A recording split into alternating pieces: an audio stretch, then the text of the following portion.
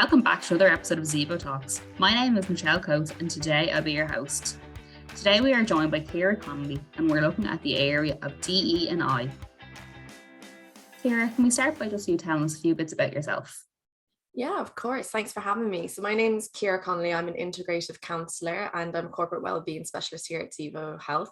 So my practice is quite diverse. I look at many different things. So from a corporate sense, looking at self-care, work-life balance, and things that help us to increase our life satisfaction and also our productivity as well. But then also on a personal level, I support people in finding meaning and purpose in their lives and addressing a variety of issues such as anxiety, stress, trauma, bullying. Essentially, I help my clients to navigate change and help them to reestablish balance in their life as well. So the model that I work in is humanistic. So I'm basing each model off the individual rather than having a one-size-fits-all approach when they come into therapy or self-care. So that's a little bit about me and my work. That's amazing. Can we go into maybe, if I was someone and I'd never heard the phrase before, DE&I, how would you describe that and how would you kind of simplify it to get to the bones of what it really means? So DE&I is a concept or initiative that's promoting fair treatment and full participation of people in the workplace, in society. So essentially it's targeting or paying attention to populations who have historically been underrepresented or discriminated against in these areas. So D&I isn't just a challenge for society, it's also a space for corporate business as well. So we see a lot of initiatives kind of coming into schools, into workplaces, but also into communities to try and have that fair representation across the board. Okay, so you mentioned that DEI is becoming a much bigger area and it is getting an awful lot more attention, both within Ireland and internationally. But how do you think it's kind of looking within Ireland at the moment? Within Ireland, we're definitely having the conversation more. And this is because of what's kind of happening, let's say, on a global basis. So if we look at the pandemic, that's had a huge effect. But also there's been racial turmoil historically, but we've seen a lot of that, coming up in the news recently too. We're talking more about these events, the impacts they have on individuals, communities, and this conversation is really productive. So there was a fantastic report done worldwide on DEI, but when you look at Ireland, we can see that there possibly has been quite a negative impact on women from the pandemic.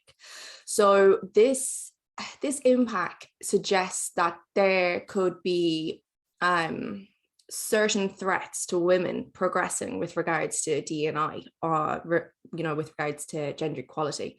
So nearly 82% of women reported that they felt they were negatively disrupted by the pandemic in regards to their career progression. A lot of them experienced disruptions in their career growth, and they believe that this has limited them and maybe has, maybe stopped progression, maybe going into a promotion, or that the actual work structure has changed due to the pandemic.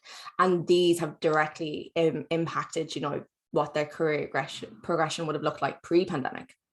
So also as well, if you think about caregiving and the pandemic and all the changes that it's met as well, there's been just a huge shift there, extra demands, in the workplace, extra demands at home, while we're all trying to still figure life after the pandemic now.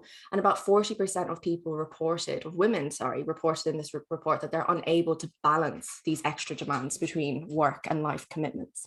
So now trying to figure this out, we also see that they're citing that they're experiencing or feeling negative consequences to their physical and mental well-being as well. So this is one example of DEI, what it looks like today, and why DEI is so important, because now that we have this research saying, okay, we can see the areas that maybe women are struggling, or in the concept of gender, that we can now start applying different processes, different policies to try and help kind of overcome those barriers. And this is going to look different for every company because not all of us experience the same shift or the same kind of changes with regards to the pandemic. We're all completely different, but it's looking in at that specific situation, seeing where those barriers are, and then using DE&I to try and alleviate those barriers so we can have that flow and that career progression again. That's really interesting, because a lot of people might initially hear DEI and they kind of think they'll have very specific ideas of what that can mean and what that looks like. Whereas a lot of people wouldn't necessarily go to think of like the role people had during the pandemic, that sort of thing, and how that could be limiting and where it could lead to and everything like that. So it's kind of interesting to see it from outside, like very much the norm, if you will, and where people would like naturally, like their brain would straight away go to when they hear the phrase. Yeah, exactly. It's got so many layers. And, you know, we like to say that there's no one size that fits all. So it absolutely is going beyond the norm. We can't just have one policy that's going to suit everyone. It doesn't exist. It doesn't work. Every company has different goals. Every community has different goals. So you need to have a look at what exactly they are, and then to attract that kind of talent, to attract that kind of diversity, you know, the community, the corporate space has to be welcoming, and that's going to really allow a positive workflow to flourish.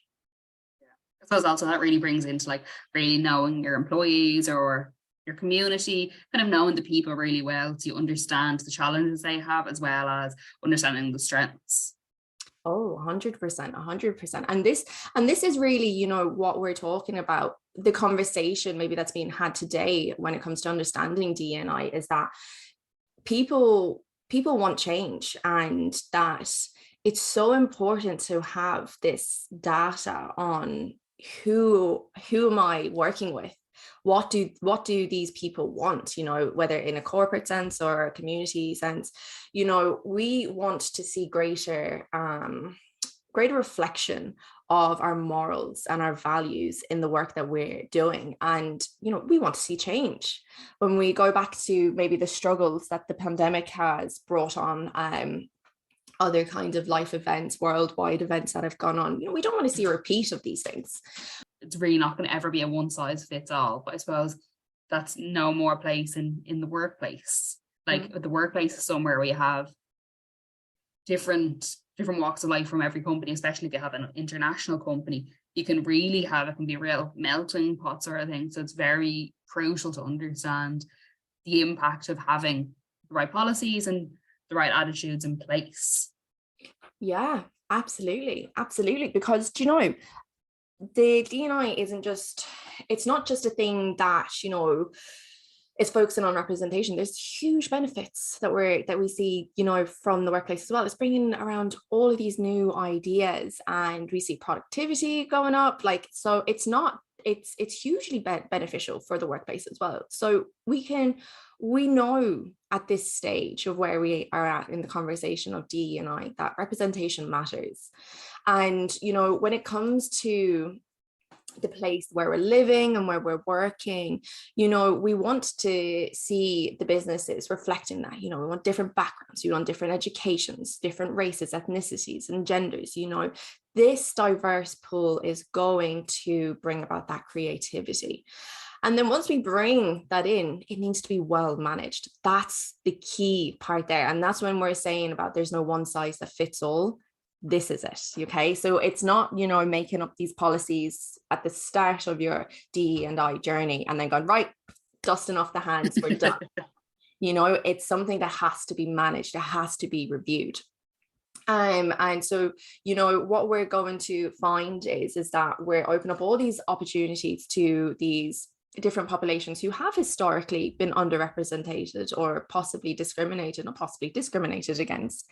So it's showing that once we welcome DE&I into our communities, that we're seeing performance go up, because now we have all these different conversations, these diverse ideas. We're seeing retention going up because we're creating a place where people again feel safe here.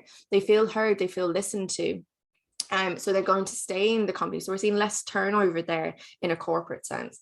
Our reputation is going to be going up too, because happy employees. We're going to have that happy work going as well, and we're going to see innovation go up as well. So in real life, we aren't seeing this. In real life, research is showing us all the benefits to DE&I, and hopefully by the end of our chat this morning, I'll have everyone convinced. But it's in, let's say, the context of Ireland, we're getting there.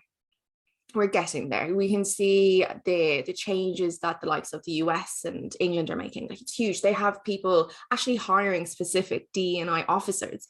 We're not there yet in Ireland. So this is why this conversation today is so important. We're just starting it. But what we are seeing, even in kind of globally, let's say, we still aren't seeing a reflection, maybe, in reality, what the research is producing. Okay, we're still seeing those inequalities, and we're seeing them, kind of, these inequalities and discrimination still getting worse at that higher level kind of manager position. So we have a lot of work to do. So right now we're learning about what DE&I is, but we need to get better at managing it, looking at the policies, reviewing the policies when new people come into the company, reviewing them, see, do they still fit? Do they work when people leave? Do we need to change them again? So it's really, really important when we're understanding the concept within a workplace, is that it's hard work. It's hard. It's hard work. But hopefully, what we want to be seeing is in 10 years' time, this isn't a conversation we're having anymore.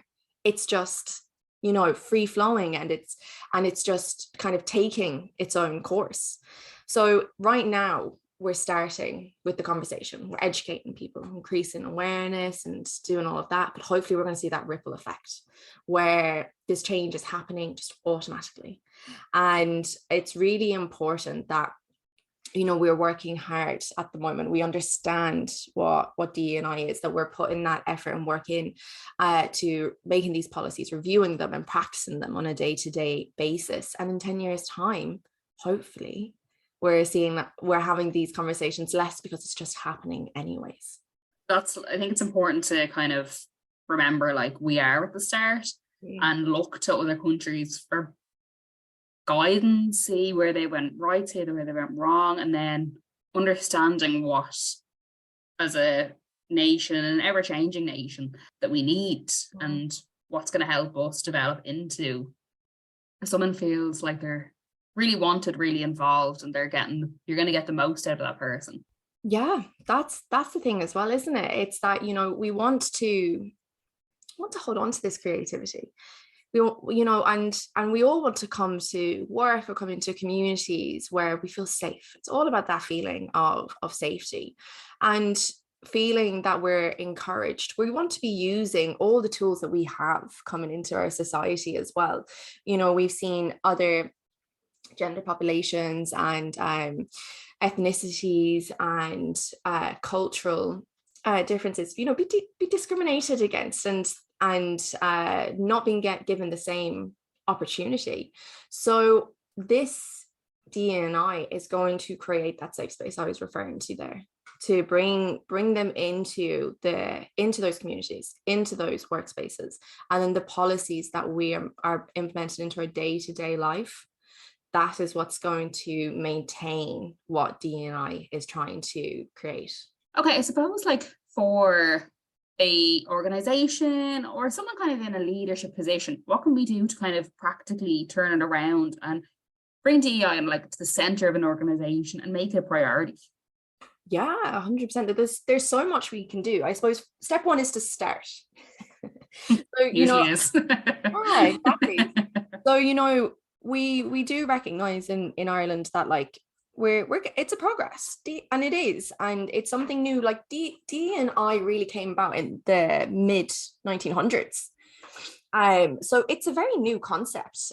So to start off, if you're an organization, you're listening today and you're thinking, okay, this all sounds great, I want to bring this into my next meeting. Like, how do I sell this? First thing is that, number one, again, there's no one size fits all. I'm sorry. There's not. I don't have a simple, easy answer for you. But number one tip is not to assume what people want and what people need. Okay. DE&I, the one thing it's doing is recognizing and celebrating we are all individualistic. So that means the policies that we are going to put in place need to be individualistic too. So if you're at a company level, at a personal level, I want you to look at the people or the person that you're dealing with, recognizing that they are individualistic. So their needs are going to be individualistic too. So it's getting to know them. This is going to be the rich data that we're going to get that's going to help us to decide, okay, this is what they need, this is what they want, and we can start going from that point.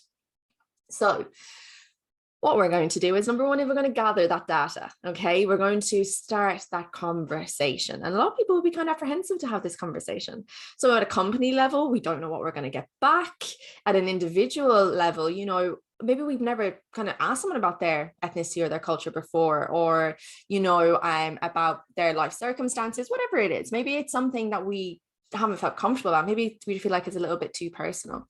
So I'd always start with those open-ended questions. Don't assume that they want to talk about it. Don't assume, you know, it's giving that opportunity that when it comes to a company level, that we do have these feedbacks. They're anonymized. Okay, you can ask for like gender and position level to make sure that you're getting a good representation. So say if you're putting out a piece of research or a questionnaire, and then only, let's say, men at high level positions answer, and everyone below it, they don't get the opportunity to answer it, then you'd know that that data would be skewed. So when it is coming to the company level, we do need certain kind of characteristics there. But on a personal level, ask those open-ended questions. Ask them, say, hey, I'd love to like get to know you more. Or, you know, there's this piece about you that I don't really understand. Would you be comfortable in having a conversation around it? But really have those open-ended questions, but respecting the autonomy of the person as well. Then sticking with kind of the organizational level, because that's kind of the question that you asked me, we may have certain businesses that are really small, or for some reason that they just can't seem to facilitate the research to gather the data. Maybe, you know, we don't have that big of a population pool. So what we want to do is try and facilitate and include as many topics as we can that we recognize that aren't being widely discussed within the culture of the company as well. So anything that you think you're missing out of, start that conversation, raise that awareness, you know, if it's around neurodiversity, LGBTQ, the passion that to drive DE&I is going to come from that higher level. That higher level is going to be top down. So it's going to be the managers, the CEOs, the COOs pushing that down, but then the people maintaining it and practicing it is going to be from the bottom up. So it's going to be the employees taking the skills that they're learning and cultivating them in their day-to-day lives, the team leads, the managers, and so on, so on. And this is how we're going to create that fantastic, culturally diverse and safe workflow. So it's really important that we recognize the responsibility of our leaders in the corporate space in being proactive about this, and also managing it as well. So as I was saying, you know, it's the top down that's going to be bringing all those new ideas, but it's the bottom up that's going to be practicing them and changing that kind of culture within the workplace. So again, remember I was saying earlier about once we make the policies, we're still not done. We still have to review them. We have to manage them. So it's also the leaders' responsibility of making sure that everyone is practicing correctly.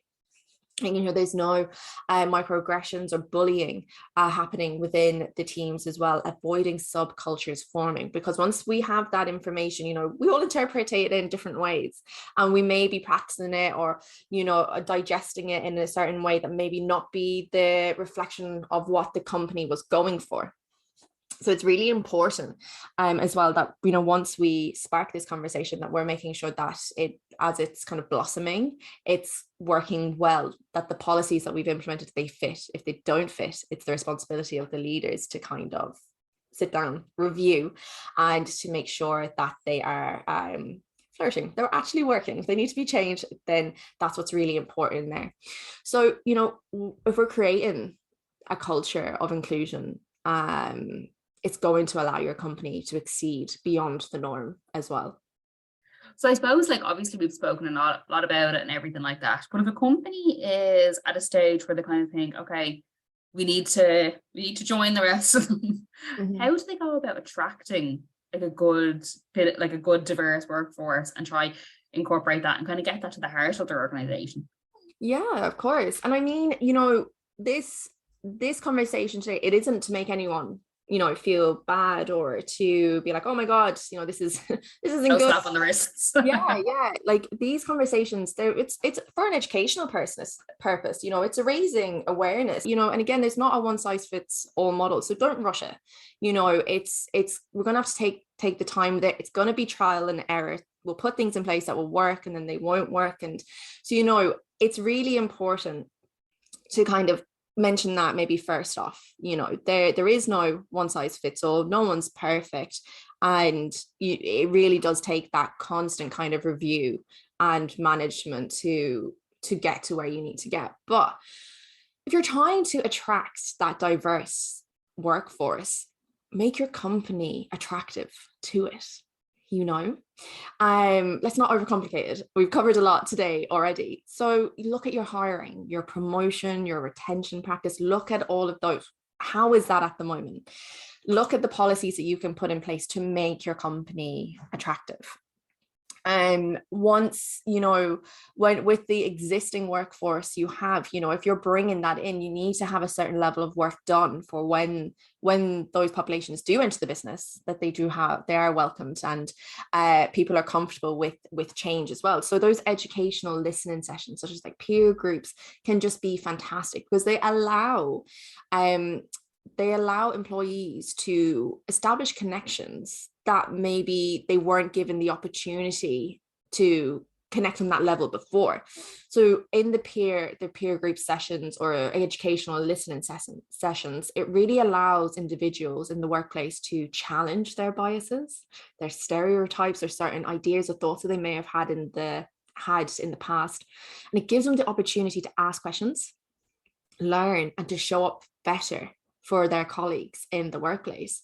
And they can learn practical skills, unlearn certain stereotypes and biases, but also it opens up a whole new conversation, which is so healthy and helpful for the diverse population working within that company as well.